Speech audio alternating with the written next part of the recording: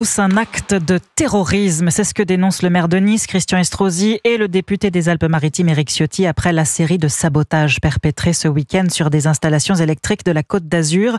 Au total, plus de 200 000 foyers privés de courant à Cannes, Nice et les communes alentours pendant plusieurs heures.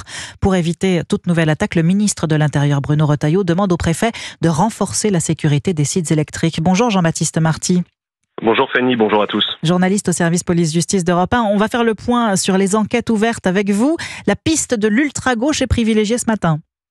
Effectivement, et cela pour deux raisons principales. D'abord, le mode opératoire, une action coup de poing très probablement coordonnée. Il fallait savoir quelle infrastructure cibler pour faire le plus de dégâts. Mode opératoire propre à l'extrême gauche.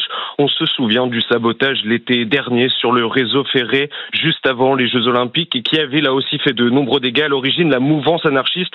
Autre indice qui met les enquêteurs sur la piste de l'extrême gauche. Plusieurs revendications sur les réseaux sociaux. Deux groupes anarchistes, des bandes autonomes, assurent être à l'origine de ces actions. Peu de doute donc pour les enquêteurs que l'extrême gauche se cache derrière ces attaques. C'est aujourd'hui la piste privilégiée.